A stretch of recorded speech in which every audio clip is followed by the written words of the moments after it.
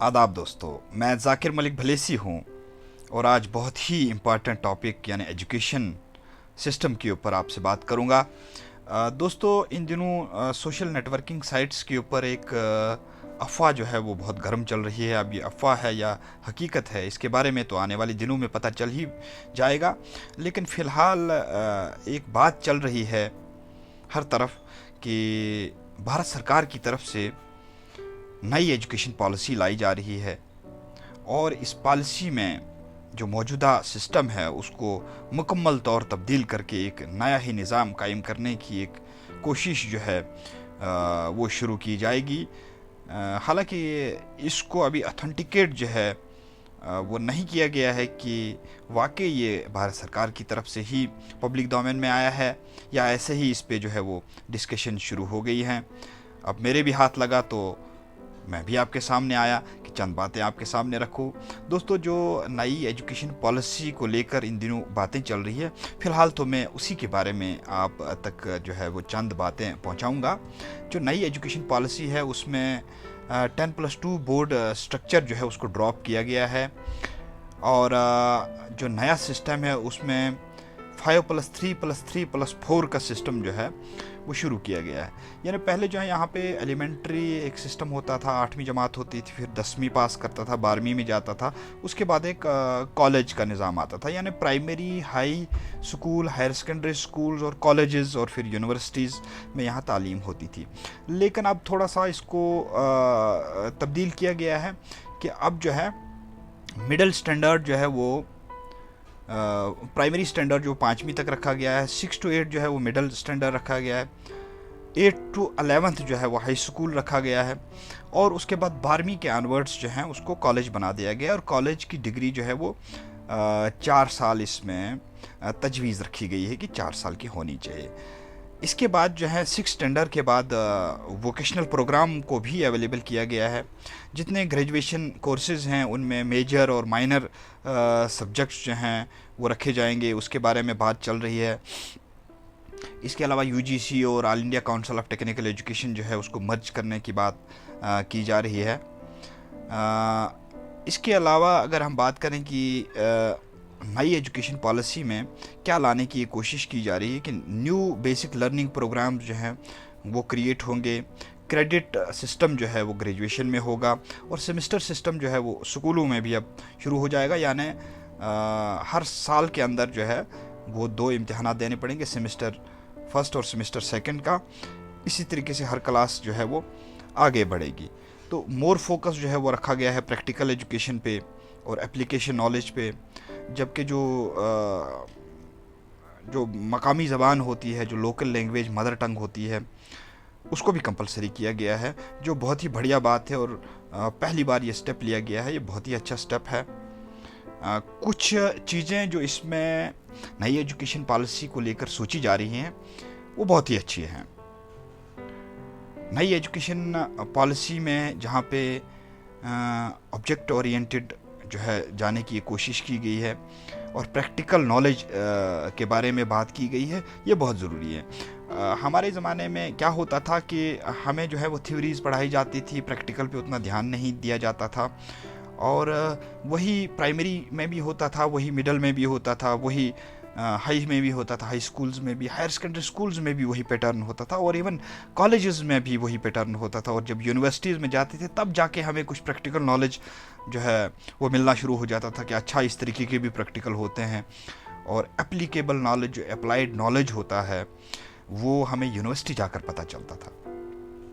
लेकिन अब एक कोशिश ये हो रही है भारत सरकार की तरफ से कि इस पॉलिसी को जो है नए तरीके से फ्रेम किया जाए और एक नई पॉलिसी लाई जाए जिसमें प्रैक्टिकल नॉलेज जो है वो ज़्यादा लोगों को दिया जाए। तो एक बहुत अच्छा कदम है भारत सरकार की जानिब से, अगर क्योंकि एजुकेशन एक ऐसी चीज़ है, एजुकेशन से ही सब बदलाव आता है। एजुकेशन ही एक मुल्क का जो फ्यूचर है वो बदल सकता है और एजुकेशन ही हमारी तकदीरें जो है वो बदल सकती है। एजुकेशन से ही तरक्की आती है। यानी हर किस्म की तरक्की का राज जो है वो एजुकेशन ही है।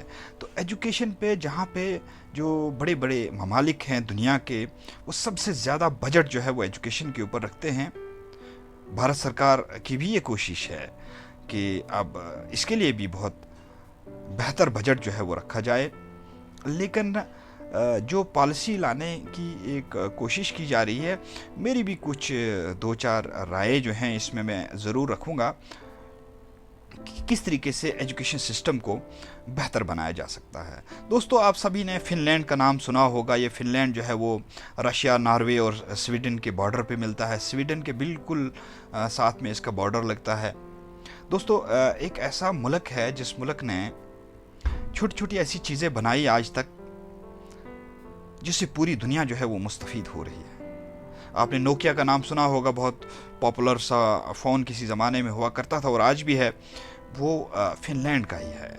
और अगर आपके घर में बच्चे हैं और बच्चे वो एंग्री बर्ड्स गेम खेलते हैं, तो वो एंग्री बर्ड्स गेम भी फ़िनलैंड ने ही बनाई है। और हर एक के हाथ में जो आज मोबाइल फ़ोन है, इस मोबाइल फ़ोन में एक एंड्रॉयड होता है, एंड्रॉयड एप्लीकेशन होती है जिससे एंड्रॉयड जैसे जो स्मार्टफोन है वो चलते हैं।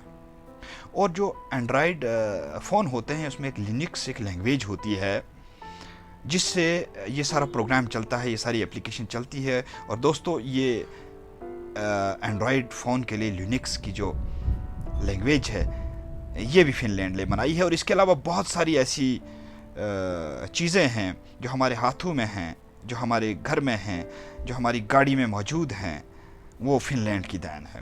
और फ़िनलैंड में बुनियादी तौर पर जो एजुकेशन का सिस्टम है वो बिल्कुल ऑब्जेक्ट ओरिएंटेड है और प्रैक्टिकल बेस्ड नॉलेज है। आपको मैं बता दूं कि उस तरीके का एक एप्लीकेशन जो है, उस तरीके का एक मॉडल भारत सरकार को जो है इस मुल्क में शुरू करना चाहिए। बल्कि जो इस वक्त भारत सरकार ने जो नई पॉलिसी लाने की कोशिश की गई है वो अमेरिकन बेस्ड जो सिस्टम है, एजुकेशन सिस्टम है, उसको थोड़ा कॉपी करने की कोशिश की गई है। लेकिन मेरी राय है कि फ़िनलैंड का एजुकेशन मॉडल जो है वो यहाँ पे अप्लाई होना चाहिए। दोस्तों, फ़िनलैंड के लोगों ने जो आपस के एक दूसरे ममालिक हैं, बिल्कुल नेबरर्स उनके साथ बहुत अच्छे रिलेशंस रखे और तालीम को फ़रोग दिया और उनके साथ एक कोऑपरेशन किया। इसी तरीके से हमारे साउथ ईस्ट एशिया के अंदर भी लोगों को सिर्फ जौहरी हथियार, सिर्फ एटॉमिक बम जो है उसको बनाने की दौड़ में नहीं लगना चाहिए, बल्कि उसके साथ साथ एजुकेशन की दौड़ में भी लगना चाहिए कि एजुकेशन को किस तरीके से फ़रोग मिलेगा और एजुकेशन जो है किस तरीके से फ़िनलैंड के तर्ज़ पे आगे बढ़ेगी और फ़िनलैंड के तर्ज़ पे हम भी दुनिया में पहले मकाम पे आएंगे। तो दोस्तों, फ़िनलैंड में है क्या, वो मैं आपको थोड़ा सा बता देता हूँ। दोस्तों, हमारे यहाँ एक सिस्टम है कि हमारे यहाँ एग्ज़ामिनेशन एक सिस्टम है, असेसमेंट का, एवोल्यूशन का जो सिस्टम है वो बहुत ख़राब है। हमारे यहाँ फर्स्ट से लेकर जब तक हम यूनिवर्सिटी पहुँचते हैं तब तक हम सिर्फ इम्तिहानात देते हैं, सिर्फ एग्ज़ाम्स देते हैं, एग्ज़ाम्स देते हैं, एग्ज़ाम्स देते हैं। फ़िनलैंड में ऐसा सिस्टम नहीं है। वहाँ असेसमेंट का कोई टेस्ट नहीं होता है। वहाँ जो बच्चा है सबसे पहला टेस्ट जो है 16 साल की उम्र में देता है, जिसको नेशनल मैट्रिकुलेशन असेसमेंट टेस्ट बोलते हैं। पहली बार 16 साल की उम्र में ये टेस्ट होता है और उसके बाद उसको बाज़ाब्ता तौर पर एक प्रैक्टिकल नॉलेज देने के लिए और अप्लाइड जो साइंस होती है या अप्लाइड चीज़ें जो होती है उसको पढ़ाने के लिए स्पेशलाइज्ड एजुकेशन जो है वो मिलती है। यानी अगर कोई आदमी जो है उसको रेडियो में इंटरेस्ट है तो उसको सिर्फ रेडियो दिया जाता है, वो सिर्फ रेडियो की पढ़ाई करता है। अगर किसी को बिजली का इंटरेस्ट है तो उसको सिर्फ बिजली की पढ़ाई कराई जाती है। अगर किसी को पानी का इंटरेस्ट है तो उसको पानी की पढ़ाई कराई जाती है। यानी एक स्पेशलाइज्ड एजुकेशन सिस्टम जो है इसको हिंदुस्तान में लाने की बहुत ज़रूरत है। और इस नई पॉलिसी के अंदर कहीं ना कहीं वो झलक ज़रूर मिलती है कि एक नई कोशिश जो है वो शुरू की जा रही है। वहाँ पे अब है क्या, अगर एग्जामिनेशन नहीं है तो उसके बरक्स वहाँ क्या सिस्टम है। तो दोस्तों, वहाँ पे असेसमेंट सिस्टम जो है वो टीचर बेस्ड होता है। टीचर खुद डिसाइड करता है कि ये बच्चा किस लेवल का है, किस ग्रेडिंग में है और इस पे क्या स्ट्रेस जो है वो हमको देनी चाहिए। दोस्तों, दूसरी बात जो मैं सबसे बड़ी बात वहाँ पे है और यहाँ पे नहीं है वो क्या है कि हिंदुस्तान के अंदर जब बच्चा 2 साल का, 3 साल का हो जाता है तो हम इसे स्कूल भेजना शुरू करते हैं और टार्चर करना शुरू करते हैं। बहुत बड़ा बस्ता लेके, बहुत बड़ा बैग लेके, उसकी पीठ पे लाद के उसे स्कूल भेज देते हैं। दोस्तों, फिनलैंड के अंदर ऐसा नहीं है। फिनलैंड में जब तक बच्चा 7 साल का नहीं हो जाए तब तक उसको स्कूल दाखला नहीं देता है, और 7 साल के बाद उसकी पढ़ाई 9 क्लासें होने के बाद जो है उसकी स्पेशलाइजेशन आगे होती है कि वो किसी स्पेशलाइज्ड फील्ड में चला जाता है। और वहाँ के स्कूलों का भी एक ज़बरदस्त निज़ाम है। हमारे यहाँ क्या होता है कि हमारे यहाँ के पर्टिकुलर जो निजी स्कूल हैं, निजी स्कूलों में स्कूल 6 बजे खुलने शुरू हो जाते हैं, और जो पेरेंट्स होते हैं वो अपने बच्चों को 4 बजे जगा के फिर उनके ब्रश जो है वो उनके मुंह में ठूंस के उनको जो है आधी नींद ही होती है, उनको बसों में चढ़ा दिया जाता है, और फिर वो 6 बजे 7 बजे 8 बजे स्कूल पहुंचकर जो है वो क्लासें क्या पकड़ेंगे। उनका आराम ही जो है वो सलब किया जाता है। फिनलैंड के अंदर क्या है, फिनलैंड में कोई भी स्कूल 9 बजे से पहले नहीं खुलता है, और जो स्कूल है वो 2 बजे या 3 बजे बंद हो जाते हैं। और हर क्लास जो होती है, हर क्लास के बाद 20 या 25 मिनट की क्लास के बाद उतने ही मिनट की एक रिसेस होती है, एक ब्रेक होती है। हमारे यहाँ 10 क्लासें पढ़ाते हैं और 10 क्लासों के बाद आधे घंटे की ब्रेक देते हैं खाना खाने के लिए, और फिर पसीना ही पसीना और टेंशन के मारे जो है वापस बच्चे क्लासरूम में आते हैं। क्या पढ़ाई करेंगे। फिनलैंड के अंदर हर 20 मिनट की क्लास के बाद 20 मिनट की ब्रेक होती है, और जो ब्रेक होती है उसमें बच्चा घर भी जा सकता है, उसमें बच्चा स्कूल के रेस्ट रूम में जा सकता है, और उस दौरान टीचर को भी ब्रेक मिलती है। टीचर गेम्स खेल सकता है, टीचर अपने घर पे जा सकता है, अपना रेस्ट कर सकता है, यानी टीचर कोई भी काम कर सकता है। उसको कोई पाबंदी नहीं है कि स्कूल में ही रहना है। यहाँ के जो स्कूल हैं वो टीचर को बंदी बनाते हैं। सुबह 9 बजे आना है, 5 बजे चले जाना है, उसके बीच में जो टाइम है वो स्कूल का है। ऐसा नहीं होना चाहिए। टीचर को एक फ्रीडम होनी चाहिए कि वो अपना सबक पढ़ा के, अपना लेसन दे के वो क्या काम करता है, माइंड को रिफ़्रेश करने के लिए गेम्स खेले, वो रेस्ट करे।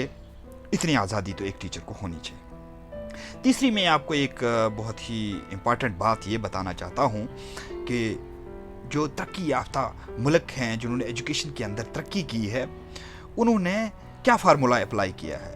उन्होंने जो फार्मूला अप्लाई किया है वो है no competition and only cooperation. यानी कंपटीशन नहीं होगा, सिर्फ कोऑपरेशन होगा। क्लास के अंदर भी कोई कंपटीशन नहीं होता है।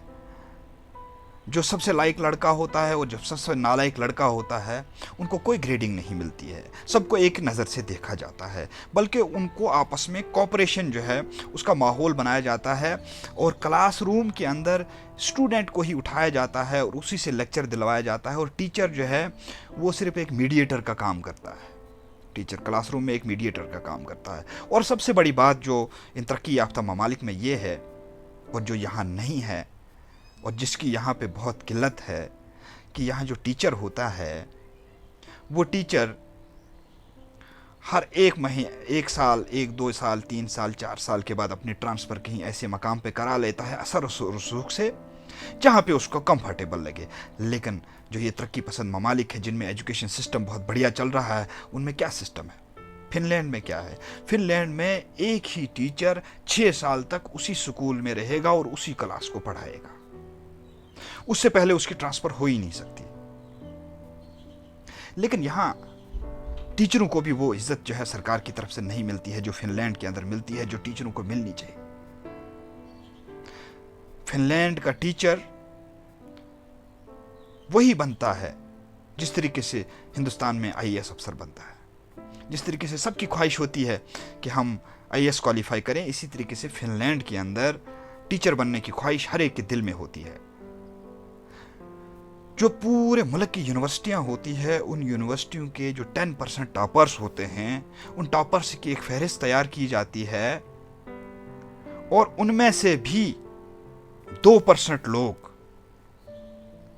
टीचर सिलेक्ट किए जाते हैं। और दोस्तों, टीचर्स का ग्रेडिंग, टीचर्स की सैलरी भी उन ममालिक में सबसे बढ़िया है। फिनलैंड के अंदर एक टीचर 20 लाख रुपए की तनख्वाह लेता है, और बदकिस्मती से हमारे यहाँ रहबर तालीम टीचर 1500 रुपए की तनख्वाह लेता है। 1500 रुपए में उसको हल्दी और नमक भी नहीं आता। वो हल्दी और नमक और आटे पर ध्यान देगा या क्लासरूम पे ध्यान देगा, इसका अंदाजा आप खुद लगा सकते हैं। तो फिनलैंड के अंदर सबसे टॉप क्लास जो जॉब होती है, सबसे टॉप कंपटीशन जो होता है, और सबसे क्रीम जो स्टूडेंट्स होते हैं उनको टीचर सेलेक्ट किया जाता है, और फख्र से लोग वहां अपने आप को टीचर कहलाते हैं। और वहां के पेरेंट्स भी टीचरों के ऊपर भरोसा करते हैं। और वो क्यों करते हैं? क्योंकि उन्हें उसी तरीके से उनकी सिलेक्शन की जाती है। उन्हें भरोसा होता है कि ये क्रीम है पूरे मुल्क की जो हमारे बच्चों को पढ़ाते हैं। हमारे यहाँ का सिलेक्शन का निज़ाम भी बहुत उतना अच्छा नहीं है। मैट्रिक में कितने नंबर आए, 12th में कितने नंबर आए, ग्रेजुएशन में कितने नंबर आए, और फिर टेस्ट देने पड़ते हैं, उनमें कितने नंबर आए, उसके बाद ये तय किया जाता है कि टीचर बनेगा कि नहीं बनेगा। ऐसा नहीं होना चाहिए। एक सिस्टम अडॉप्ट हो, जिस तरह से यहाँ पे इंडियन एडमिनिस्ट्रेटिव सर्विसेज है, IAS है, इसी तरह से इंडियन एजुकेशन सर्विसेज होनी चाहिए, IAS होना चाहिए। यानी जिस तरीके से IAS क्वालिफाई होता है, इसी तरीके से एजुकेशन सेक्टर में जो टीचर चुनने जाना हो उनके लिए ऑल इंडिया एक टेस्ट होना चाहिए, और उसकी बुनियाद पर टीचर अपॉइंट होना चाहिए। और टीचर की सैलरी भी फिर उसी तरीके की होनी चाहिए जिस तरीके से फिनलैंड में है। जब आप सहूलियत दोगे, जब आप टीचर का ख्याल रखोगे, तो नेचुरल सी बात है कि वो भी आपके बच्चों का ख्याल रखेगा, वो भी आपके स्कूलों का ख्याल रखेगा, और फिर सरकारी स्कूल भी उसी तरीके से पनप पाएंगे जिस तरीके से फिनलैंड में पनपते हैं। दोस्तों, फिनलैंड और इंडिया के अंदर जो एक फ़र्क मैं देख रहा हूँ वो ये है कि फिनलैंड में साइकोलॉजिकल काउंसलिंग होती है बच्चे की। हमारे यहाँ पे बच्चे का इंटरेस्ट होता है साइंस में, दिया जाता है उसको आर्ट्स। बच्चे का इंटरेस्ट होता है मैथ में, उसको पढ़ाया जाता है आर्ट्स। बच्चे का इंटरेस्ट इंजीनियरिंग में होता है और उसको हम ज़बरदस्ती डॉक्टर बनाने के चक्कर में होते हैं। साइकोलॉजिकल काउंसलिंग की बहुत ज़रूरत है। जो फिनलैंड है, फिनलैंड के अंदर साइकोलॉजिकल काउंसलिंग होती है।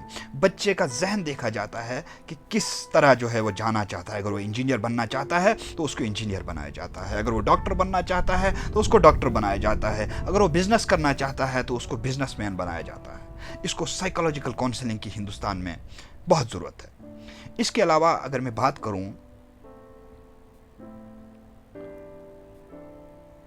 हिंदुस्तान के जो एजुकेशन सिस्टम है उसमें और फिनलैंड के एजुकेशन सिस्टम में जो एक बहुत बड़ा फ़र्क है, वो फ़र्क ये भी है कि हमारे यहाँ भारत में जो सिलेबस तैयार किया जाता है वो NCERT करती है या CBSE करती है या state board of school education करता है। इस तरीके के बोर्ड बनाए गए हैं जो सिलेबस तय करते हैं, और फिर उसी सिलेबस के आसपास जो है टीचर भी पढ़ाना शुरू करता है। बस सिलेबस कवर करना ही यहाँ सबसे बड़ी बहादुरी जो है वो माना जाता है। लेकिन जो डेवलप्ड कंट्रीज़ हैं एजुकेशन में, उनमें ऐसा नहीं है। उनमें क्या सिस्टम होता है कि टीचर खुद सिलेबस डिसाइड करता है। एक स्कूल का टीचर खुद अपने बच्चों के लिए सिलेबस डिसाइड करेगा। जो बहुत उम्दा बच्चे होते हैं उनके लिए अलग सिलेबस होता है, और जो कमज़ोर बच्चे होते हैं उनके लिए अलग सिलेबस होता है। और उसकी पूरी अथॉरिटी एक टीचर के हाथ में होती है कि वो क्या सिलेबस पढ़ाता है। हिंदुस्तान में भी इस तरीके के सिस्टम को शुरू करने की ज़रूरत है। सिर्फ सिलेबस के ऊपर हमें ध्यान देने की ज़रूरत नहीं है, हमें फोकस करना पड़ेगा बच्चे के ऊपर कि एक बच्चे को क्या पढ़ाने की ज़रूरत है।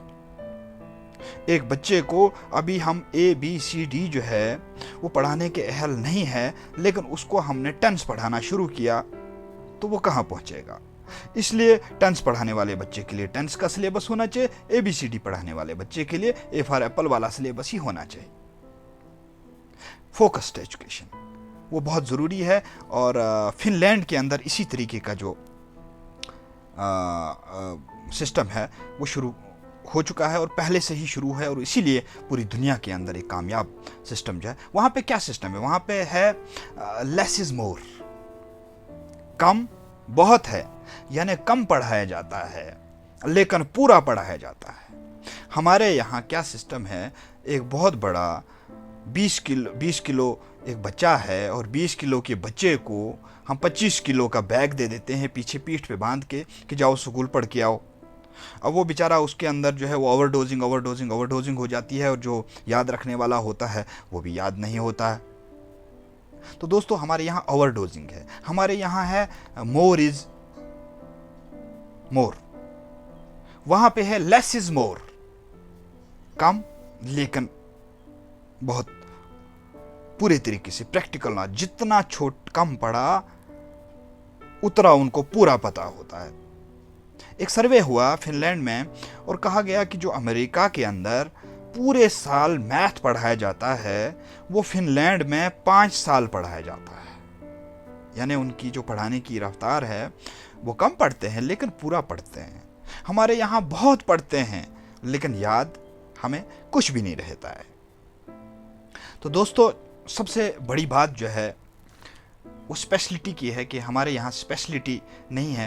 हमारे यहाँ एलिमेंट्री एजुकेशन के बाद हाई स्कूल की एजुकेशन होती है, फिर मिडिल की एजुकेशन हो जाती है, फिर हाई स्कूल की एजुकेशन, फिर हायर सेकेंडरी की एजुकेशन, उसके बाद ग्रेजुएशन में कहीं ना कहीं स्पेशलाइजेशन शुरू हो जाती है और फिर पोस्ट ग्रेजुएशन लेवल पे हम स्पेशलाइज्ड कोई कोर्स पढ़ते हैं। तो यहाँ पे क्या होना चाहिए कि बिल्कुल 8वीं जमात के बाद ही स्पेशलाइज्ड कोर्स होना चाहिए। यानी जो इंजीनियरिंग की फील्ड में जाना चाहता है तो उसको उसी 9th में ही इंजीनियरिंग फील्ड की तरफ ले जाने की कोशिश जो है वो शुरू होनी चाहिए। तो स्पेशलाइज्ड एजुकेशंस, फोकस्ड एजुकेशंस, और सबसे बड़ी बात जो यहाँ के टीचर्स हैं, टीचर्स को इज़्ज़त की नज़र से जो है गवर्नमेंट को भी देखना चाहिए, उनकी सैलरीज़ जो है उन पे ध्यान देना चाहिए और उनकी जो अदर मुराद हैं, जो अदर फैसिलिटीज़ हैं, उनको पूरी फैसिलिटीज़ जो है वो देने की कोशिश करनी चाहिए। दोस्तों जो नई एजुकेशन पॉलिसी जो है वो गवर्नमेंट लाने जा रही है, मैं उसी पॉलिसी पर एक छोटा मोटा तबसरा जो है वो आपके सामने कर रहा था। मैं नाचीज़ आपके सामने इतने बड़े सेक्टर पे तबसरा तो नहीं कर पाने के काबिल हूँ, लेकिन चंद बातें जो मेरे जहन में थी वो आप तक पहुँचाने की मैंने कोशिश की। मुझे उम्मीद है कि आप सभी लोगों को जो फिनलैंड एजुकेशन सिस्टम है और जो इंडियन एजुकेशन सिस्टम है उसके दरमियान में जो कंट्रास्ट मैंने आपको बताया और कंपेयर किया और उनकी अच्छी चीज़ें जो है मैंने आपको बताई, आपको ज़रूर वो समझ में आ गई होंगी। दोस्तों मैं अपने YouTube जाकिर मलिक बलेसी पे आता रहता हूँ और इसी तरीके की अच्छी कहानियाँ और अच्छी बातें आप तक पहुँचाने की कोशिश करता रहता हूँ। आइंदा आपसे फिर मुलाकात होगी एक नए टॉपिक को लेकर, तब तक इजाज़त दीजिए। आदाब।